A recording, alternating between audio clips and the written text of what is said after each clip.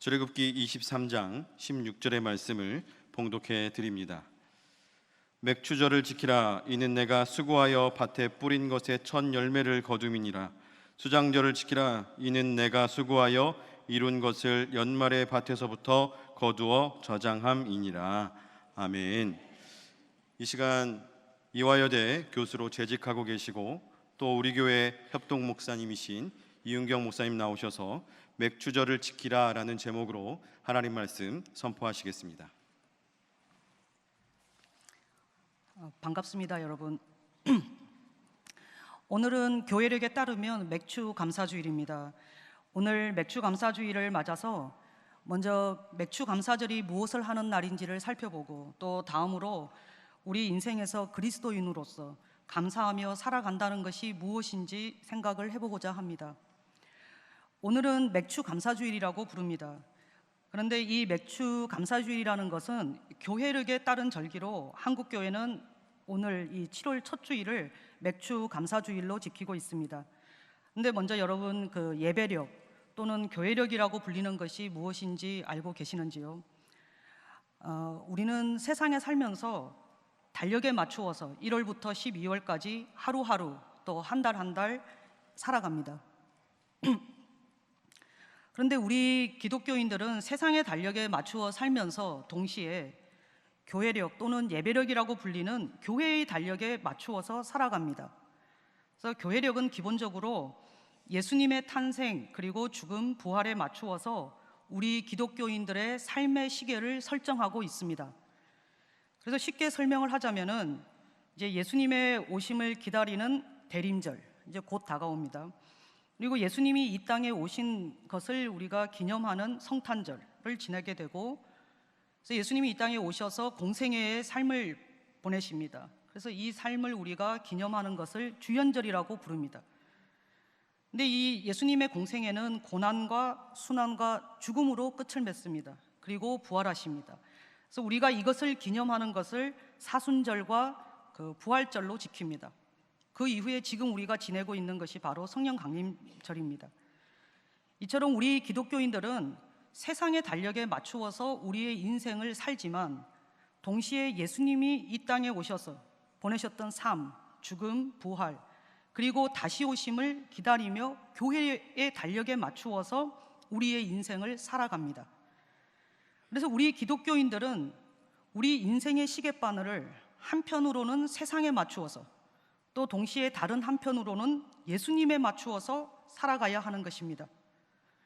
이처럼 교회력은 예수님의 삶과 죽음과 부활을 기본 축으로 하지만 현대 교회는 거기에 더해서 예를 들면 종교개혁주의 이런 것을 더하여서 지키고 있습니다.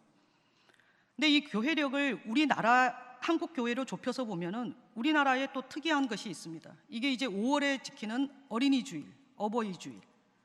또 우리 한국 교회는 7월 첫 주에 맥추 감사주일, 또 11월 셋째 주일에 추수 감사주일을 지냅니다. 아마도 우리가 5월에 어린이 주일, 어버이 주일을 지키는 것은 한국 교회 또 우리 한국 사회가 가정을 굉장히 중요시 여기기 때문입니다.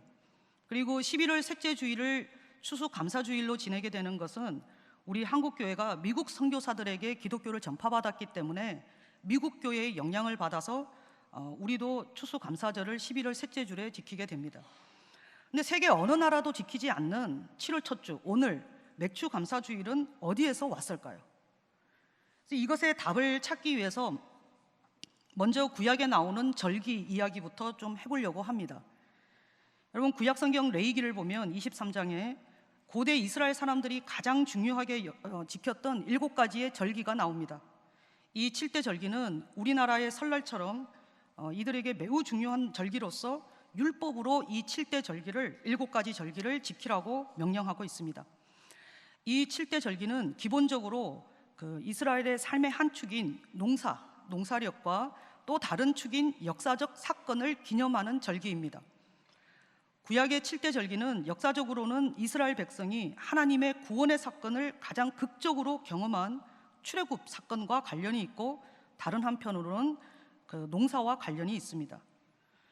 이 7가지 절기는 봄과 가을로 나누어서 지키고 있습니다.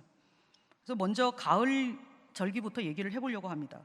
왜냐하면 이스라엘 사람들은 가을에 나팔을 불면서, 이 제사장들이 나팔을 불면서 새해의 시작을 합니다. 그래서 우리는 가을에 시작하지 않잖아요. 그런데 이분들은 가을에 시작합니다. 그래서 우리의 설날에 해당하는 것이 나팔절입니다. 그래서 새해가 시작해서 유대인들은 굉장히 즐겁게 이제 막 보냅니다. 그래서 지금도 이스라엘에 가보시면 새해 첫날 나팔절에는 사과를 꿀에다가 담궈서, 석류도 꿀에다가 막 담궈서, 그래서 굉장히 올 한 해가 이렇게 행복하고 즐겁고 이제 이런 해가 되기를 바라는 마음으로 굉장히 단 음식을 많이 먹습니다. 그런데 설날이 지나고 난 뒤에 딱 10일이 지나면은 온 국민이 금식을 하면서 지난 한 해 동안 지었던 죄를 회개하고 하나님께 용서를 간구하는 대속죄일로 지킵니다. 그래서 이 대속죄일이 이제 지나고 난 뒤에 5일이 지나면은 우리의 추석에 해당하는 장막절을 지킵니다. 근데 이 장막절이 다른 말로 이제 초막절, 또 수장절이라고도 불립니다. 이 절기는 가을 추수를 축하하면서 또 동시에 광야에서 이스라엘 백성들이 출애굽을 하면서 유랑하면서 초막에서 살았던 것을 기억하고 기념하는 절기입니다. 그래서 현대 유대인들은 지금도 가을이 되면은 집 마당에 또 학교 마당에 초막, 이 텐트를 짓고 열흘간을 장막절로 지키는 것을 볼 수 있습니다. 이렇게 이제 가을이 지나고 겨울이 지나고 나면은 봄이 옵니다. 그래서 이 봄이 오면 이스라엘 백성들이 이때 이제 이집트에서 탈출하는 유월절이 옵니다. 그래서 유월절과 무교절을 지키고 이 봄에 지키는 두 가지 농사절기가 바로 초실절과 칠칠절입니다. 그런데 이 각각 다른 두 개의 농사절기인 그 초실절과 칠칠절을 우리말 성경에서는 모두 맥추절이라고 번역하는 데서부터 혼동이 발생합니다. 그래서 지금부터 제가 이제 설명을 좀 하려고 그러는데 설명을 잘 할지 모르겠으니 좀 집중해서 들어주시면 좋을 것 같습니다. 우리말 성경에 보면은 맥추절이 두 번 나옵니다. 근데 첫 번째는 오늘 우리가 읽은 성경 본문인 출애굽기 23장 16절의 말씀입니다. 여기에 보면 맥추절을 지키라. 이는 네가 수고하여 밭에 뿌린 것의 첫 열매를 거두미니라 라고 나옵니다. 그래서 우리말 성경 번역은 모든 우리말 성경 번역, 뭐 개역, 개역개정, 새번역, 공동번역, 표준새번역 모든 성경 번역본이 출애굽기 23장 16절 말씀을 맥추절이라고 번역을 합니다. 그런데 히브리어 원문에는 맥추, 볼이라는 말이 나오지 않습니다. 그냥 너의 수고의 첫 열매의 절기라고 되어 있습니다. 그러니까 첫 열매, 문자 그대로 초실절이지 맥추절이라고 정확하게 언급을 한 것은 아닙니다. 하지만 이스라엘에서 가장 먼저 수확한 곡식이 보리수확이기 때문에 정확하게 보리수확을 언급하지는 않더라도 초실절을 보리수확 절기로 이해할 수 있습니다. 근데 우리말 성경에서 두 번째로 맥추절로 번역되는 것이 출애굽기 34장 22절의 말씀입니다. 출애굽기 34장 22절을 개역개정, 우리 교회가 보고 있고 대부분의 한국 교회가 보고 있는 예배 시간에 보는 이 개역개정판에는 77절, 곧 맥추의 초실절을 지키라고 번역합니다. 바로 여기에서 우리 한국 교회가 이 77절, 77의 49여서 오순절이라고도 부릅니다. 이 77절, 오순절을 맥추절이라고 오해를 하게 됩니다. 그런데 이 출애굽기 34장 22절의 히브리어 원문은 맥추의 초실절, 그러니까 보리의 초실절이 아니라 원문에는 밀의 초실절이라고 되어 있습니다. 그래서 이스라엘 땅에서는 대략 5월 중순, 6월 초에 지키게 되는 이 77절, 오순절에 수확하는 작물은 보리가 아니라 밀입니다. 그래서 우리말 성경에서 개역 개정을 제외하고 나머지 모든 우리말 성경도 새번역, 공동번역, 표준새번역 모든 우리말 성경도 밀이라고 번역을 합니다. 그래서 이제 간단하게 결론적으로 얘기를 하자면 맥추절은 77절, 오순절이 아닙니다. 그래서 77절은 밀수확을 감사하는 절기입니다. 그래서 이 구약 시대에 지켰던 7가지 절기 중에 초실절이 보리 수확을 감사하는 우리의 맥추절에 가장 가깝다고 볼 수 있습니다. 그래서 맥추 감사 주일의 성경 본문은 출애굽기 34장이 아니라 23장의 말씀을 읽는 것이 맞습니다. 그런데 이스라엘에서는 보리 수확을 감사하는 이 초실절을 대개 4월에 지킵니다. 그래서 올해 같은 경우 이스라엘에서는 초실절을 4월 19일에서 27일 동안 일주일 동안 지켰습니다. 그런데 왜 우리는 한국 교회는 보리수확을 감사하는 맥주절을 7월 첫 주 오늘 드리게 되었을까요? 이거는 우리나라 보리수확 시기 때문입니다. 우리나라에서는 보리를 11월 말에 심어서 6월에 수확을 합니다. 그래서 보리수확을 끝내고 7월 첫 주에 하나님께 이 보리수확의 감사를 드리고 절기로 지킨 것이 바로 한국 맥주감사주일의 유래라고 볼 수 있습니다. 그래서 맥주절은 고대 이스라엘 사람들이 4월에 드린 감사절기이지만 우리나라 사람들이 우리 농사 수확 시기에 맞추어서 7월에 드리게 된 것을 알 수가 있습니다. 그래서 쌀과 보리 농사를 주로 하는 우리 문화에서 벼 수확에 앞서서 보리 수확이 첫 수확이기 때문에 한국 교회는 초실절로 맥주 감사절을 지키게 된 겁니다. 저는 여기에 맥주 감사주일의 진정한 뜻이 들어있다고 봅니다. 고대 이스라엘 사람들은 출애굽 역사를 기억하고 의미하고 감사하는 의미에서 유월절과 무교절을 지내고 또 농사철과 관련해서는 초실절, 칠칠절로 수확에 대해서 감사절기로 지켰습니다. 이처럼 감사라는 것은 일어난 구체적인 역사적 사건 또 눈앞에 보이는 수확에 대해서 감사를 드리는 것이 구약의 절기 개념입니다. 고대 이스라엘 사람들이 자신이 수고하고 애쓴 결과를 당연시한 것이 아니라 하나님께 감사절기로까지 지키면서 감사드렸듯이 우리나라 교회도 우리식으로 우리의 농사철에 맞추어서 창의적으로 감사절기로 지키게 된 것이 바로 맥주감사주일입니다. 그래서 세계 어느 교회에서도 지키지 않는 세계에 자랑할 만한 바로 한국 교회의 자랑이 맥주감사주일입니다.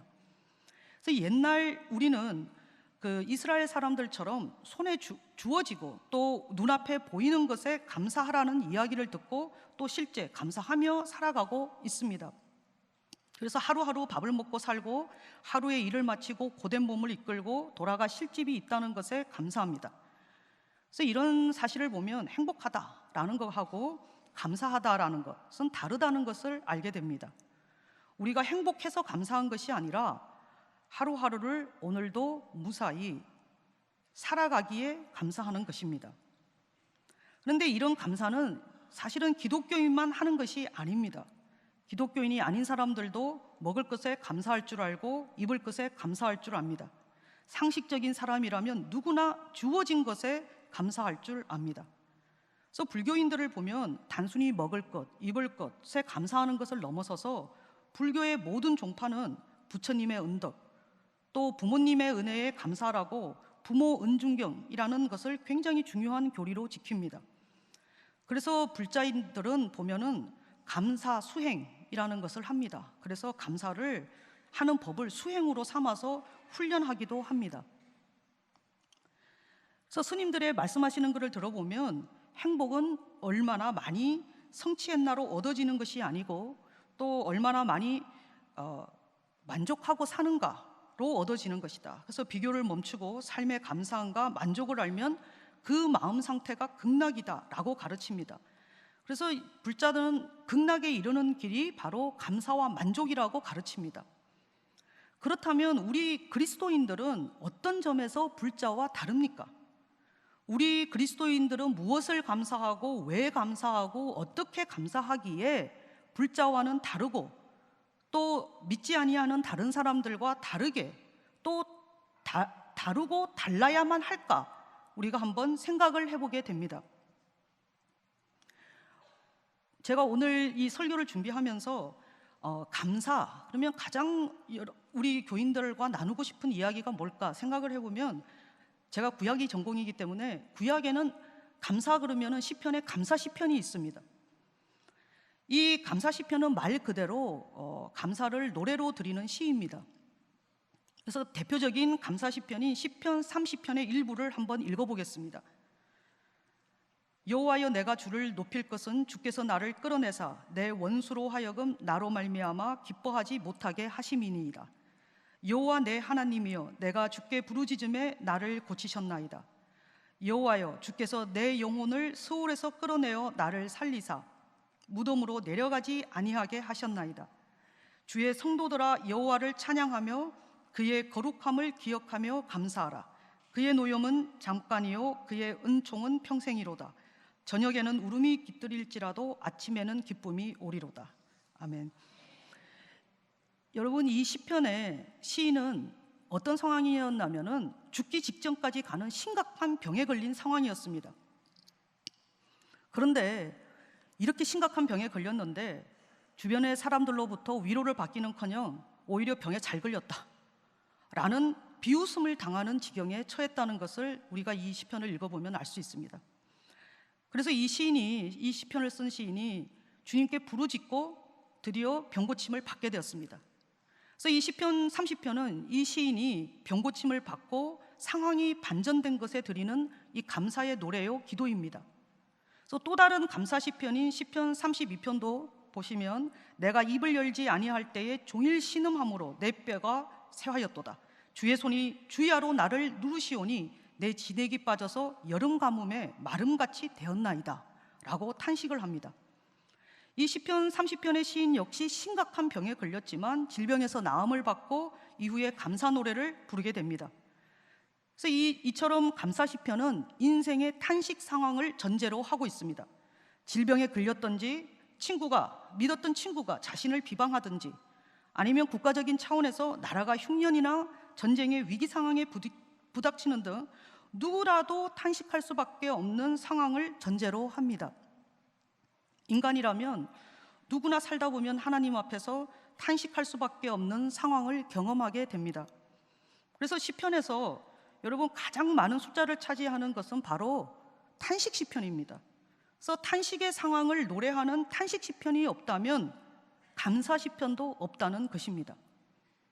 그래서 우리가 감사 시편을 읽어보면 시인은 신체적인 고통이나 인간관계의 고통과 같은 인간의 위기 상황을 겪었다는 것을 알 수가 있습니다. 시인은 자신이 겪었던 이 위기 상황을 하나님 앞에 구체적으로 부르짖었고 구원을 얻게 됩니다. 그래서 이 감사 시편의 내용을 보면 인생의 위기 상황 속에서 자신의 기도를 들어주시고 구원해 주신 하나님의 은혜에 감사드리는 것입니다. 그래서 질병의 고통에 시달렸던 이 시편 30편의 시인은 마침내 병나음을 얻고 주님께 나의 슬픔이 변하여 내게 춤이 되게 하시며 나의 베옷을 벗기고 기쁨으로 띄우셨나이다 라고 감사 기도를 드립니다. 그래서 이런 구약의 감사 시편을 보면 받은 복에 감사한다는 점에서 불교인들의 감사와 공통점이 있다고 봅니다. 그래서 우리나 불자나 모두 건강과 자식과 부부관계와 금전적인 안정 등등에 이만하면 만족하고 이만하면 감사하다, 이런 것을 우리가 할 줄 압니다. 또한 불자나 그리스도인이나 질병에서 고침을 받고 인간관계의 여러 어려움에서 벗어나게 되면 부처님의 은덕이다, 예수님의 은혜다 라고 말하며 감사할 줄 압니다. 그런데 구약은 인생의 모든 굴곡 가운데서도 감사할 수 있는 것은 하나님의 인자하심 때문이라고 말합니다. 그래서 예를 들면 시편 107편은 여호와께 감사하라, 그는 선하시며 그 인자하심이 영원함이로다 라고 노래를 하고, 이 시편 136편과 같은 시편은 특별히 26절이 있는데 전체의 후렴구에서 감사하라, 그 인자하심이 영원함이로다 라는 것을 후렴구에서 반복해서 노래합니다. 여러분, 하나님의 인자하심이라는 것은 구약에서 이스라엘 백성을 향한 하나님의 사랑을 표현하는 말입니다. 이 하나님의 인자하심은 무조건적이고 불변하는 사랑을 표현하는 말입니다.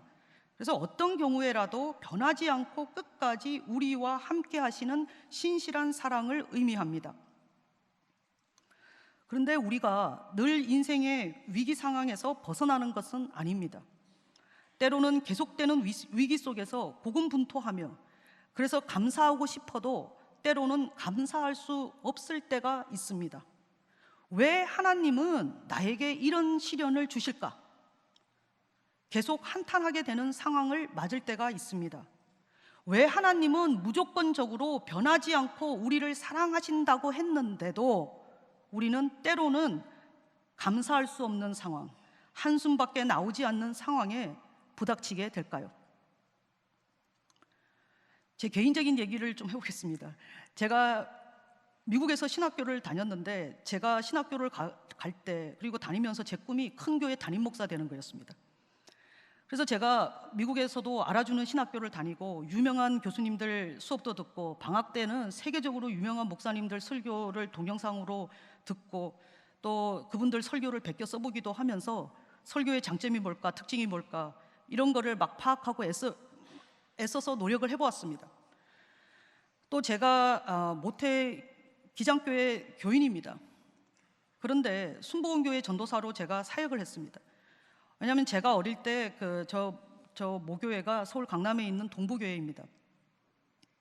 근데 80년대 중반에 제가 그 동부교회를 다니고 있을 때 어느 날 갑자기 우리 교회 길 건너편에 여의도 순복음교회 강남성전이라는 것이 섰습니다.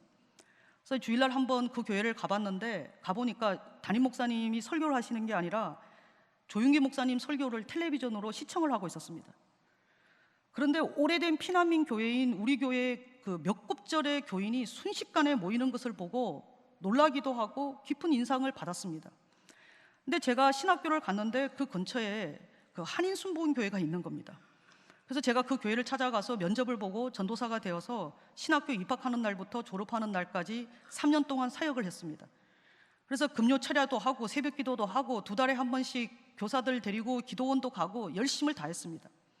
근데 저는 열심히 공부하고 배우고 기도하고 사역하다 보면 하나님이 내게 능력 주셔서 내가 큰 교회 담임 목사가 되는 축복을 주실 거라고 생각을 했습니다. 근데 제가 박사과정에 들어가고 성경을 공부하면 공부할수록 기독교는 그런 것이 아니라는 것을 알게 되었습니다. 예수님이 기도에 대해서 가르쳐 주시는 누가복음 18장을 보면 당시에 바리새인들이 어떻게 기도했는지를 전하고 있습니다. 예수님 당시의 바리새파는 이스라엘 대중들 사이에서 매우 가장 인기가 있는 유대교 분파였습니다. 그래서 바리새파인들은 열심히 기도했고 생활도 타의 모범이 되었습니다. 그래서 누가복음 18장에 보면 예수님이 말씀하시기를 바리새인과 세리가 나란히 성전에 들어와서 기도했다고 합니다. 근데 바리새인은 서서 따로 기도하여 이르되 하나님이여 나는 다른 사람들 곧 토색, 불의, 간음을 하는 자들과 같지 아니하고 이 세리와도 같지 아니함을 감사하나이다 라고 기도했다고 합니다. 이처럼 바리새인들은 자신들이 도덕적으로 깨끗하고 유대인들이 싫어하던 그 직업군인 세리를 특정해서 저들과 같지 않아서 감사하다 라고 기도했다고 합니다. 근데 이 바리새인과 대조적으로 세리는 멀리 서서 눈을 들어 하늘을 쳐다보지도 못하고 다만 가슴을 치며 이르되 하나님이여 불쌍히 여기소서 나는 죄인이로소이다 라고 기도했다고 합니다. 예수님은 이 두 모습을 비유로 들면서 내가 너희에게 이르노니 이에 저 바리새인이 아니고 이 사람이 의롭다 하심을 받고 그의 집으로 내려갔느니라. 무릇 자기를 높이는 자는 낮아지고 자기를 낮추는 자는 높아지리라 라고 말씀하십니다. 이 비유의 말씀을 통해서 예수님은 기도에 대해서도 가르쳐 주시지만 동시에 우리에게 바리새파처럼 남하고 비교해서 감사하는 것은 감사가 아니라는 것을 가르쳐 주십니다. 바리새인은 남들은 다 죄인인데 그리고 남들이 다 죄인으로 여기는 저 세리 같지 않아서 감사하다고 말합니다. 남은 아픈데 나는 안 아파서, 남의 집에는 대학을 떨어졌는데 우리 집에는 대학에 붙어서, 같이 놀러 갔는데 누구는 다쳤는데 나는 다치지 않아서, 남하고 비교해서 감사하는 것은 감사가 아니라는 것을 예수님은 가르쳐 주셨습니다. 좀 전에 말씀드린 제가 신학교 다닐 때 순복음교회 전도사로 사역할 때 이야기를 다시 한번 해보려고 합니다. 그 당시에 제가 교사들하고 기도회를 준비하면서 한국에서 찬미예수 500이라는 찬양집을 사갔습니다. 근데 이 찬양집에는 그 군데군데 악보 옆에 글 상자가 있고 그 안에 좋은 글이 실려 있었습니다. 그래서 제가 이제 이 찬양을 뭘 할까 찾기도 하고 그 글을 읽다가 정말 화가 났습니다. 그 중에 그 글에 어떤 게 있었냐면 자기 앞에 장애자가 가는데 그거를 보고 자기는 저 사람처럼 몸이 아프지 않아서 이것만 해도 감사하다, 이런 내용이 적혀 있었습니다. 그래서 제가 이 글을 읽고 정말 너무 분노해서 그때는 이메일이 없던 시절이었기 때문에 미국에서 한국으로 그 찬양집 출판사에다가 제가 편지를 보냈습니다. 어떻게 이런 글이 찬양집에 실릴 수 있느냐. 그래서 다음번 인쇄 때는 반드시 빼달라. 그랬더니 그 찬양 출판사에서 다행히 저한테 빼겠다고 답장을 보내주셨습니다. 사도 바울은 우리의 감사는 탄식할 수밖에 없는 상황의 원인을 제거해 줄 때만 감사하는 것이 아니라는 것을 가르쳐 주었습니다. 우리는 병이 나와서, 아들이 대학을 가서, 딸이 시집을 가서, 남편이 담배를 끊고 술을 끊어서 하나님께 감사합니다. 그런데 그리 아니하실 때도 우리는 그리스도의 뜻을 생각해 보아야 합니다. 그래서 바울은 데살로니가 교회에 보내는 편지에서 범사에 감사하라, 이것이 그리스도 예수 안에서 너희를 향하신 하나님의 뜻이니라 라고 말씀하셨습니다. 살다 보면 우리 인생에는 하루를 무사히 보내지 못할 때가 종종 있습니다. 크고 작은 사고를 당할 수도 있고, 경제적인 어려움을 겪을 때도 있고, 육신의 병으로 인해서 숨쉬는 것조차 힘들 때가 있고, 인간관계의 어려움으로 인해서 방문을 나서기조차 싫을 때가 있습니다. 각종 결핍, 고통, 심지어 사랑하는 사람의 죽음 앞에서 우리는 어떻게 감사할 수 있을까요? 범사에 감사라고 하셨는데 아픔과 고통 중에 그리스도 예수 안에서 우리를 향하신 하나님의 뜻이 무엇인지 어떻게 찾을 수 있을까요? 어떻게 우리는 범사에 감사할 수 있을까요?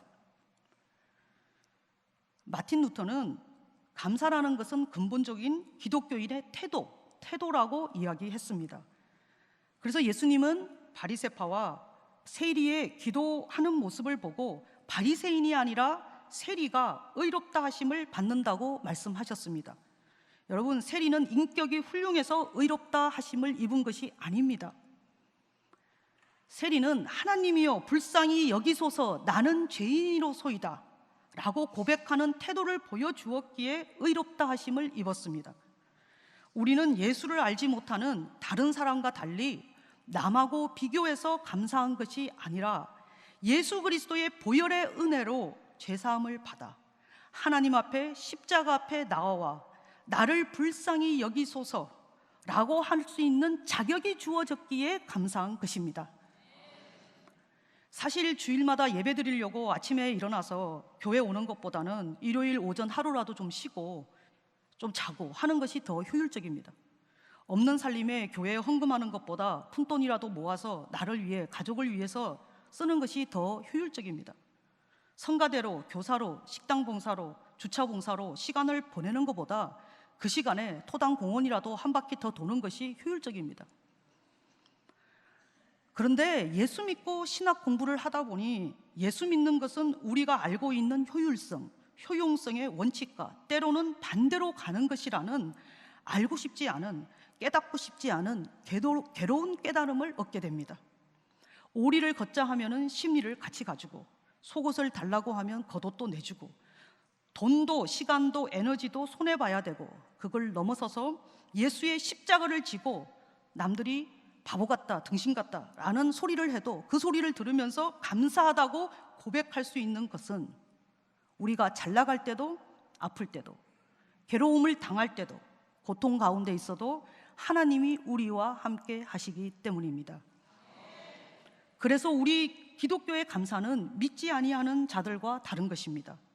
우리 기독교인들은 고난 가운데도 감사하고, 빛도 이름도 없어도 보이지 않는 곳에서 시간 쓰고 돈 쓰고 봉사하고 남을 위해 비난하기보다 중보기도하는, 때로는 속도 없어 보이는 일을 하면서도 감사하다고 진심으로 고백하고 믿는 것은 바로 우리가 하나님의 백성이기 때문입니다. 예수 안에서 살기 때문에 감사합니다. 예수를 알고 예수의 말씀 따라 살고 예수의 십자가의 삶을 지금 여기에서 살게 해주시니 감사합니다. 우리에게 주어진 십자가, 예수님의 사랑, 예수님의 헌신, 이런 삶의 기준과 높이를 제공하신 예수님이 없다면 우리의 삶은 과연 얼마나 바닥으로 갔을까? 생각해 볼 때마다 무엇을 받아서, 무엇을 얻어서가 아니라 주님을 알고 사는 인생이기에 감사한 것입니다.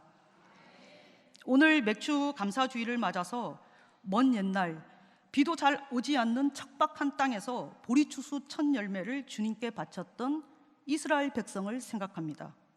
한국전쟁 직후에 1952년 7월 보리 농사를 끝내고 주님께 우리식으로 첫 열매를 바치며 맥주 감사 주일 예배를 드렸던 우리의 신앙의 선조들을 기억합니다. 전쟁의 상흔에 보릿고개를 넘기던 그 어려운 시절에 우리 조상들이 비난한 형편에도 일용할 양식을 허락한 하나님께 기쁨으로 감사드렸던 그 마음을 기억합니다. 오늘 우리도 이미 받은 복을 헤아려 보시고 예수를 알고 살아가는 큰 은혜에 감사하고 나의 나됨에 내 잔이 넘치나이다 라고 고백하고 감사하는 우리 모두가 되시기를 축원합니다. 기도하겠습니다. 사랑이신 하나님, 우리에게 일용할 양식과 머리둘 곳을 주시니 감사합니다. 그 모든 것 위에 주의 백성 되게 하시고 주의 이름을 부를 권세를 허락하시니 감사합니다.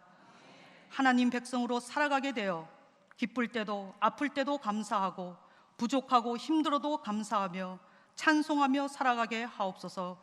예수님의 이름으로 간절히 기도드립니다. 아멘.